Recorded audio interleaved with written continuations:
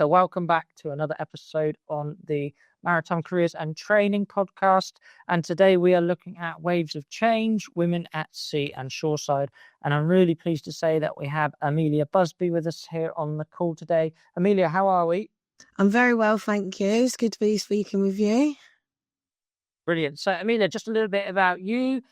You're ranked number 64 top 100 women in shipping, and you won the Bevis Minter 2025 award, as well as being a Watermark Cadet Mentor and a Maritime CEO Rising Star of 2024. So, lots going on there. Tell us a little bit about yourself. So I'm currently third engineer on a trailing suction hopper dredger with Heidelberg Materials. We just sail through the Medway end of the Thames and collecting sand to make aggregate. Brilliant. And recently qualified as an engineer officer of the watch. You studied with Warsash Maritime School. How did you find the cadetship? I found the cadetship really, it was insightful at first because I never knew this type of training program existed. And Warsash facilitated and supported me throughout, considering I didn't have any prior knowledge to this career or information at all. Yeah, and it's an industry that historically has a bit of stigma around it as being male dominated, and it's seen as male dominated. But I think it's fair to say that there's been a hell of a lot of work gone in by lots of different bodies of changing that dynamic and that perspective. And, you know, women are charting new courses and sort of reshaping the maritime world. What was it like for you as a female cadet at the time coming through? Did you feel isolated or did you feel empowered to smash it out of the park, as it were? I think being maybe like the only woman that was doing the marine engineering side of the course in my class, it was empowering for me because I kind of take empowerment from that, and it makes me feel a bit stronger that I am like the only one that was a woman that was doing it. I've had it before when I used to work on construction sites. I was like the only woman on site. It was kind of, I could show that I was worthy to be there type thing. But I do Yeah. know that I could feel skepticism around me being there, if you know what I mean. Yeah. And I think when we look at the different disciplines, we look at engine, deck, and ETO, preeminently on these sort of cadets at sea-going sort of side of things. I think engineering and ETO aren't represented as strongly by female mariners, whereas the deck side, it's pretty well represented now. I was speaking to JJ and Ruby on one of the other episodes, and they think it's about 50-50 now, but a little bit different from the engineering side. Yeah, very different. Even when I was there, you could see the difference from the deck to the engine. But then when I was leaving Warsash, you were seeing more of an influx of women come in. I remember speaking with one of the engineering cadets, and they said that they had 7 women in their class. But I don't think it was, being upheld. Like the increase wasn't continuing. Some years it may plateau and there's 1, or the next year there'll be 10. It wasn't consistent. No, and I think there is a growing presence, and the impact of women in the industry is being seen strongly, and that we've got some huge advocates in the industry. Fran Collins, for example, who works for Red Funnel, she's a huge advocate for women in maritime. Lorna Wagner, of course, pushing in the different groups, and there's a long way to go. So, Mills, talk to us about how you began your maritime journey. What was the motivation, the inspiration, and sort of the early challenges? So at the beginning, I didn't really have many motivations to this wasn't a job that I was like, yes, that's what I want to do. I just kind of fell into it. My boss at the time had mentioned, oh, why don't you look at merchant navy careers? And that's sort of what I focused myself on. And my main motivation at that time was just to have a good career and put my all into this, as it was something that I could see being a great career. At the time, I didn't really have a job aspiration. But this seemed like a plausible career to give all my all to. Um, and I knew I could strive because I had found a passion for manual work and engineering in my previous job. I just like to try new things, and I started doing still fixing and then acoustic engineering. And so it was all leading me to this career, but it just opened my eyes when I was there. I realized I really enjoyed it. And I was having a great time learning about this stuff because I never, 5 years ago, I didn't even know how an engine worked, to be honest. And now working on them every day, it's a complete 360, really. But I wouldn't change anything about it. But my motivations have now obviously changed, and I wanted to be a bit more of a support network for seafarers in the industry and encourage them to connect more and be vocal in the industry outside of being a seafarer. Yeah, and I think that's a huge aspect, and it's a big thing we're trying to sort of show on this podcast as well. Is this podcast isn't just for seafarers. We're going to do a lot of work on shore-based roles and transferring from seagoing to shore-based, and all of those aspects as well, and raising that awareness of the variety of career opportunities in maritime. What did you find as the early challenges when you joined the industry? Um, well, the biggest one for me, obviously, was it was just completely unknown to me. I didn't, I had, yes, I had done engineering, but it was a completely different side. And I said I didn't know the content. I was kind of being blindly just getting on with it and trying to learn the content as I went, obviously.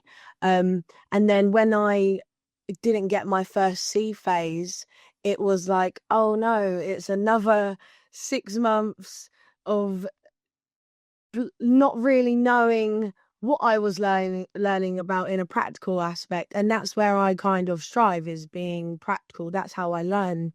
So it was difficult for me not to see the machinery I'm learning about in class and not understand how they work and operate in person. Uh, Yeah. because then I had to do another stint at uni. That was probably one of the hardest parts. Yeah, I think you went through the rigmaroles with that, and it must have been at times a little bit disheartening and a little bit difficult to keep that motivation up. So the fact you've come this far is it's really testament to the work you've done. Um, how do you think the barriers to entry and opportunities for women have evolved over the years? How do you feel that aspect of women looking at the merchant navy has changed? I think it's well, what we're seeing now is if you see, say, an advert about the Merchant Navy, there will definitely be a woman representation. And even in the industry, on LinkedIn, on Instagram, on TikTok, doing reels, there is a lot of female presence trying to promote and show the seafarer and what the job is entails. So I think pushing all of that helps break down those barriers and go, look, you can enter this career. It's here for you to, come and apply and potentially have the best career you've ever wanted. Or, some people might not get on with it, but if you see it, you don't know about it enough. Yeah, give it a go, right? And Yeah. and you're on Instagram and TikTok. I think it's at Amelia Busby. Yeah, that's right. But Yeah, so it goes. even I struggle to make content, it's and have the time to do it. So when women do to show it in the industry, it's plausible, well done, because it is a hard thing to do alongside your already seafaring job. Yeah, and I think it makes it all relatable. So, Hills, in terms of role models, mentors, during your cadetship and where you are now, are there any sort of role models that sort of stick in your mind? So I'd say my early role model from before I joined university, when I was back in secondary school, my maths teacher always understood that my brain worked a little bit differently. And we would do, individual sessions, and so she could understand my methods. And she always said to me, Amelia, you will be in STEM and you will probably be a maths teacher. which I was like, no, I won't. I won't be doing any of that because I was so focused on like my sporting rugby career at the time. But then now I look back on it, she was 100% right. You know, I have gone straight into STEM and I was thriving when I was doing the maths section of the course, and that's what I enjoyed. So I'd say she was one of my earliest role models and inspirations. And then when I joined at the uni, I had Sam Samuels, my engineering lecturer.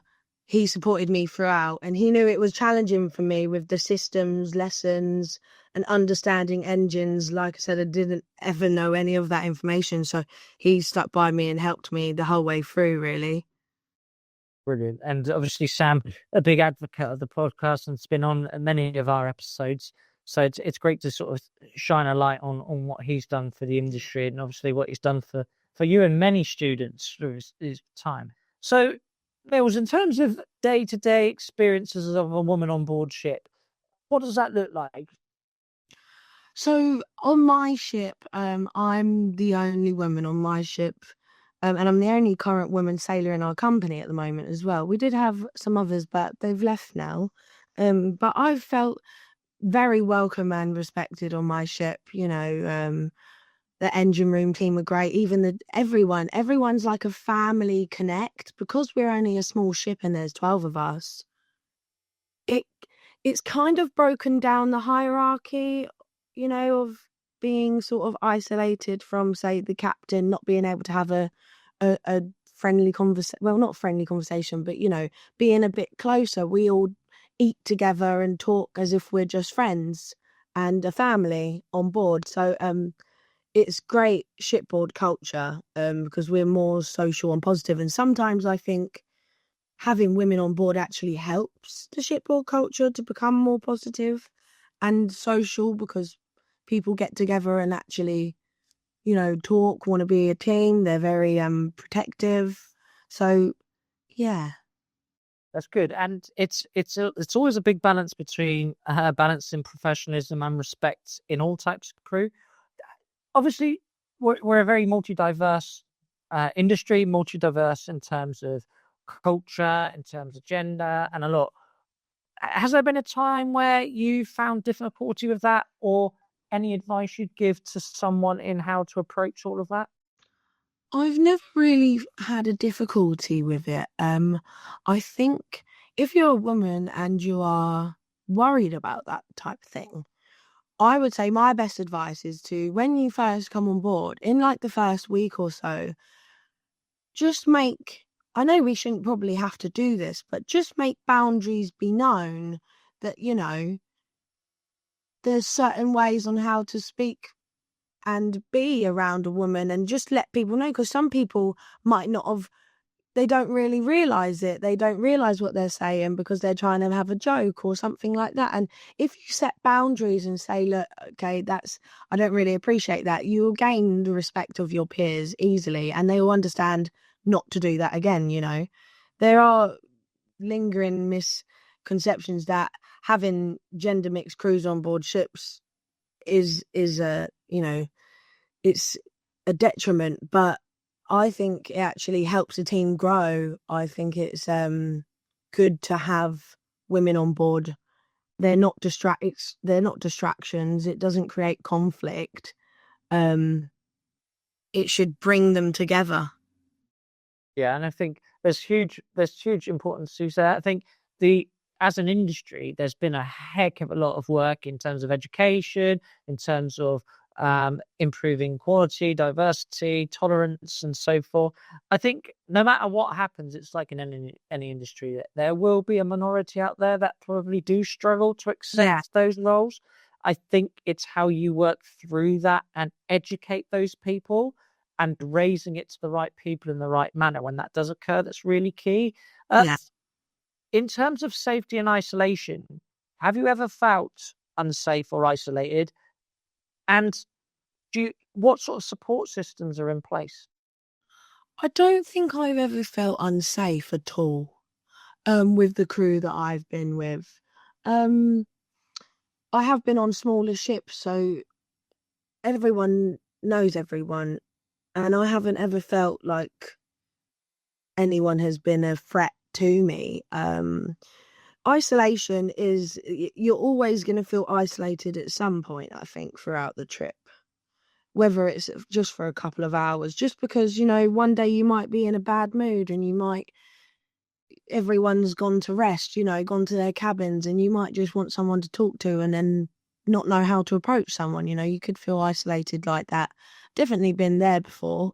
Um, but there are support systems in place. Obviously, you have the charities. I've contacted one of the helplines before when I just wanted to have like someone to talk to.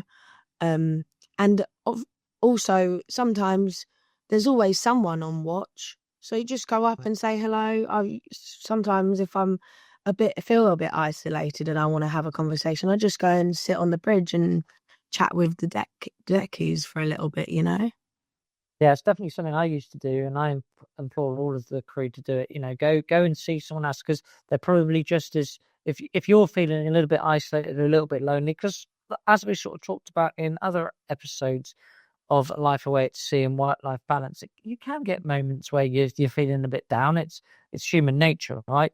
And actually, just going and speaking to someone on board is really good. And like you said, there's support networks such as Nautilus, Samaritans, and all sorts of things out there where you can get support. Don't suffer in silence. I think that's the shared message here, isn't it? Yeah, definitely. So obviously your role predominantly at sea now, but how do you feel about the opportunities, as again a woman in maritime as such, transitioning from ship to shore? Do you feel that there's resistance for you to come shoreside, or do you feel empowered that there are plenty of opportunities on both sides, shoreside and seagoing? It sounds crazy, but every time I say to someone, I'm a third engineer and I work on board, they say, "Oh, so when are you coming to shore then?" It's never been I don't feel like there's a reluctance at all. I feel like people are constantly trying to get you into those shore jobs. I've had many offers from people to try and come to shore, but I love being an engineer away, having some time away and then coming back. Obviously there will be a point that I will want to go to shore, and I can imagine that for anyone and everyone. But I don't think there's too much of a reluctance to it. I think the opportunities are again understanding that the seafarer has a diverse skill set, multi-skilled set is quite a difficult thing to articulate shoreside. I remember when I came shoreside, I spoke about it on one of the early episodes. I was speaking to a lot of people, and they were sort of saying, "What does a marine engineer know about X, Y, Z?" But again, I think through education and awareness, that's changing again, and it's really fascinating to hear that already your name is out there, and people are sort of recognizing your skill set, recognizing your attributes and characteristics, and trying to offer you those shoreside based positions. How does seafaring experiences empower women? I think that it can impact anyone. It's not just women, but when you understand what it's like to be a seafarer, you can understand how to support everyone as well. If you went to shore and you was in the office and you was working for a shipping company, um, and say you was crew welfare, you know how those crew want to feel and want to be. My company realize that there's things that I may need that the men may not, and they accommodate me. They help buy sanitary products and they give them to me. They they are very accommodating. If people understand that, then it can help women strive. I think the seafaring aspect of it makes them stronger, more resilient, because they have had these misconceptions and maybe having to prove themselves a little bit more than the next person. It makes decisions become easier in their later life, or if they went to shore, because they had experience of it and they've been in those pressurized situations. Yeah. And I think it empowers you in those leadership skills, those Yeah. decision-making skills, that confidence within yourselves as well. And you mentioned sort of the sanitary products and an understanding of that at sea. How do you think that's going to aid future women in maritime? I think trying to release sanitary products is a hard thing. It's great to raise the awareness and but there are many women that have preferences, use certain things, may not actually use it in the way it should be. Like if they have their own products, they're probably more likely to use them. But I think one of the main things is the tabooness around a woman, say, coming on their period on ship. If they suddenly was on, then they need to be able to be relieved a minute to go and sort themselves out and not feel bad for having to take 5 minutes out of work. There needs to be no anxiety to ask or speak about it with crew, which the only way you're going to have that is if you're teaching crew about it, or showing them that there's certain things out there that might affect a woman while they are on their period. I think if we can push the learning and the awareness of such syndromes and things like that while you're on your menstrual cycle, then it helps create a bit more of a welcoming environment to talk about it. Yeah, and I think that's a really, really powerful message, isn't it? It's opency, transparency, but within the remits of where you're comfortable. But no one should ever be fearful to talk about anything they're going through, particularly, if you're coming on to your menstrual cycle or whatever it might be. Everyone's got their own background and differences, and it's the same with praying at Yeah. certain times of day. It should not be a stigma. Nothing should be. So, Mills, in terms of the progression of women in sort of executive technical maritime roles and the increase in women winning sort of national and local awards, obviously you won the Bevis Minter Award, and recently we've had Jasmine Bibby winning the Cadet of the Year in the Maritime Solent Awards. As we mentioned earlier, Fran Collins sort of heading up a high-ranking position in Red Funnel. How do you feel these high sort of positions and awards can be a beacon of light for women in maritime? I think, again, it's big for representation. If you can, a lot of people have, when I go to networking events, a lot of people have seen that I won an award, and it was like kind of like a starting point to have a conversation. They say congratulations, then you stand there and you have a nice conversation with someone you've never met before. And you get to know them and you connect and you see each other again at another thing. Um, it's it brings a community sort of sense to our industry. It's a talking point, and I think it's good to shine a light on people's work and how much they've progressed and things like that. If we don't do that, then people may lose motivation, and they it holds a team together as well, because if someone was to get an award, I can see that the company are impressed. Everyone is seeing that you're being, it's kind of like you're being valued for your work, that you've worked so hard for, and people don't see it because you're a seafarer. So when seafarers are awarded awards, I find it so lovely because someone has seen that at their company, or someone has seen their hard work that know them from when they're outside of being a seafarer in the industry, and have put them forward for it. So it's the recognition, and it makes seafarers feel valued, definitely.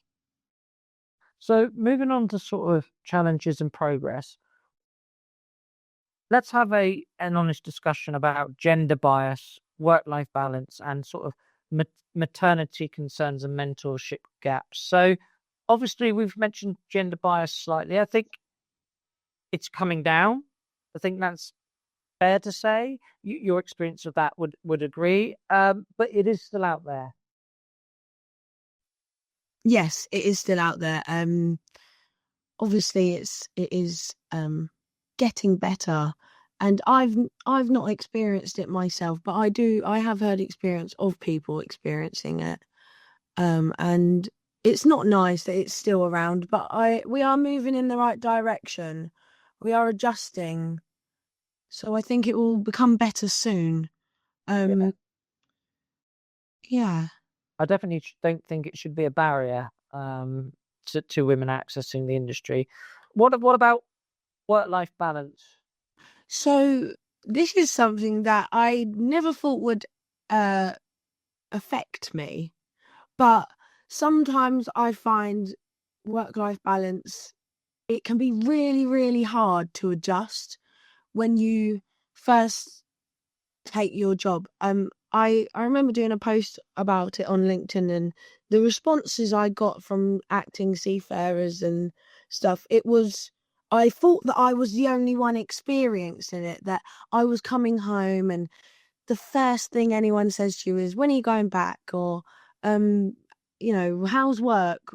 So then you never really get out of the work mode because people are constantly asking you about it, or they're only ever really interested in how the job's going, or that, and you can never really just have a normal conversation as if you're on leave and enjoying your time. And you could come home and you want to see your friends, but then they're at work and you want to make the most of your leave, but you can't. So I think work-life balance, it takes a while to adjust and understand and get used to it, especially when you come home, being in such a high pressure situation on board constantly for your whole trip, and then coming home to pure silence. You can just chill out, and you haven't got to wake up for the alarm in the morning. You could just stay in bed. It's hard to adjust to that, back to a different routine. I have to take a week or so just to get myself back into being able to be in social environments. The work-life balance takes a while to adjust, but it's nothing that should deter anyone. It's obviously everyone adjusts to it differently and they find their own working angle for it. Yeah, and certainly take a listen to our episode on work-life balance, where me and Sam Samuels discussed our techniques and our sort of advice. And then, what about maternity concerns? Obviously, family and things like that. Again, many women they will have children and then go back to sea or stay shoreside. But again, it shouldn't be a concern. No, I think the later life commitments for some women though can create like an anxiety of, oh, I've got to get to this position before this time because I've got to have, before you've even been in a relationship to have a child. You're like, oh, I've got to have a child before here, and I've got to be able to get this promotion before that so I can take some time out or do this. Some people might not want to go back to work after having a child and want to reach a certain position. So sometimes it can add pressure and anxiety onto already your hard job. So I understand that. I mean, I don't know whether I will go back to see if I had children. I think I'd have to go to a shoreside job, but then I want to make chief engineer one day. So I'm putting myself on that timeline as I've got to get there as soon and as quick as possible. So then it's applying pressure to myself. So you have to be careful not to put too much pressure on yourself and just make whatever decision's right for you. Find the balance. That's a key Yeah. word, I think, balance. So, how can companies and organizations foster improved inclusivity, do you think? Making women feel comfortable just to say what they need to say. If someone was pregnant, don't have a culture that makes them feel scared to then approach you about it and say, look, I've just fallen pregnant. I'm going to have to take time off of work soon, maternity leave, etc. Sometimes it's a bit women are a bit scared to talk about things like that because they don't want to upset the company. If we make women see that there is a comfortable and welcoming space to talk about these things, that includes menstrual cycle as well, menopause, things like this, then it just makes them feel comfortable and supported throughout the journey. Yeah, I think that's again really, really key sort of aspects there. And in terms of positive initiatives for the maritime industry, in terms of women in maritime, we've got the Women in Maritime Network, we've got several mentoring programs, scholarships, and IMO campaigns, and of course we've got the Wichita program. How did you find those supported you, or how do you feel those are having a positive impact on the industry? So I'm part of a group currently called Women Together, and they are such an amazing group of ladies. Founder is Zoe Upson. She has created this group, and it has given me a community of amazing women in maritime that I can just connect with, and we're in a group chat and we just talk and we share our achievements in there, and everyone is just hyping each other up.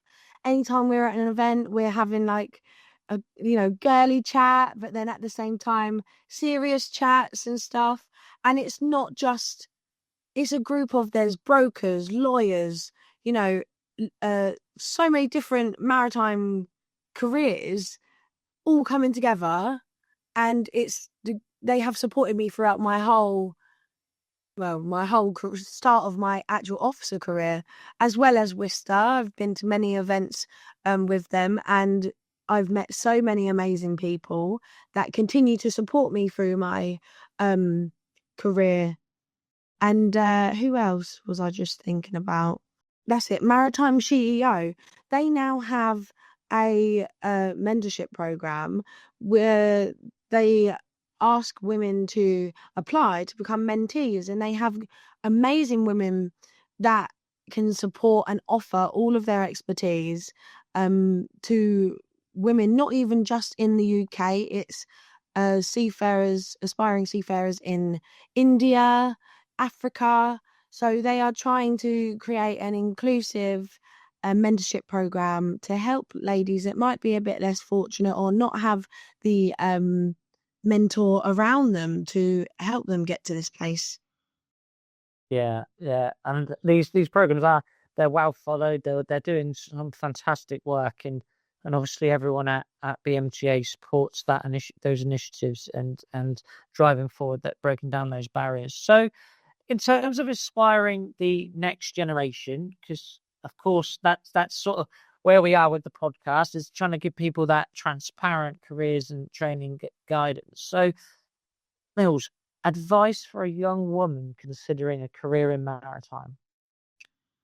I would say believe in yourself, and if you feel like you want to try something new, like a cadetship or any career in maritime, if it interests you, just give it a go. Just take the leap.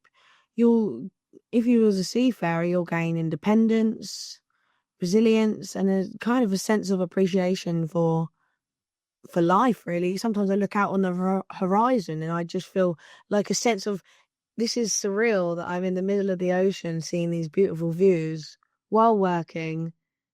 So you gain appreciation, and never be too hard on yourself either.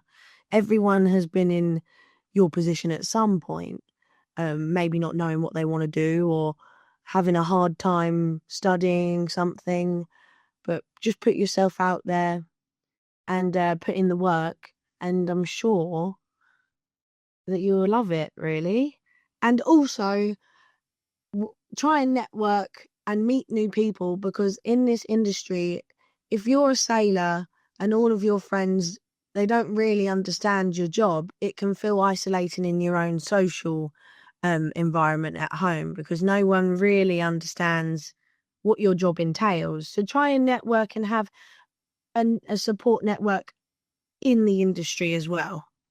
Yeah, and that's a really powerful message, isn't it? To don't sit there and think there's a barrier, because you can smash through those barriers, and they are breaking down. And the only way we're going to continue to break those barriers down, is people like yourself, the people who are going to take the leap and go, no, I'm going to give this a go. This is what I want to do.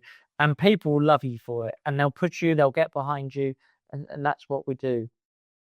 The amount of times in my class I thought, I was having imposter syndrome because there was loads of guys who knew engines and they knew what they were speaking about, and I'm there going, I don't even know what a piston rod is.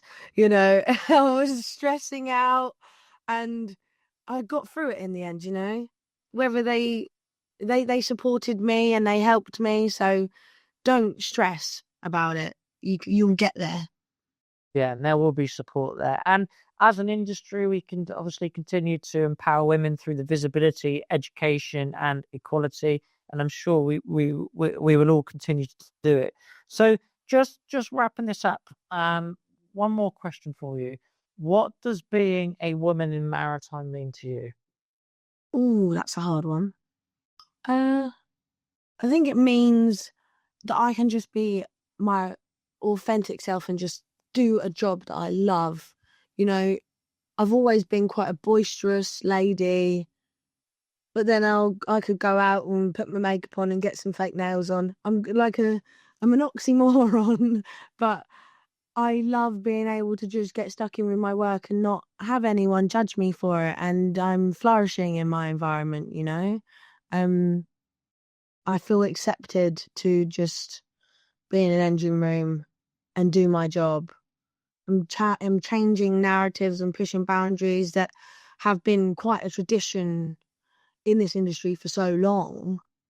And I'm just giving that visibility to the youngsters and children who don't even know about the Merchant Navy, like I didn't. I really want to just get these careers out there because it is such a good path. If you don't know what you want to do, or you like engineering just like I did, I could be an inspiration to them, and that's one of the things that I hold most dearest to doing this job. Brilliant. So thank you, Mills, for your time. That wraps up this episode. Anyone who is thinking about a career in maritime, please do take a look on our website on the education pathways and the career pathways, and please do reach out to the likes of Amelia and the other networks. They're always happy to speak to people and hear from anyone. And what I would say personally is, anyone who's thinking about going into maritime, don't be scared to do it. Give it a go, because it is a really rewarding career pathway and there's so many opportunities. So as always, if anyone is interested in supporting our charity of the year, please do take a look at the bottom of our website where you can donate any money to our charity of the year. And thank you very much for listening, and we'll see you next time.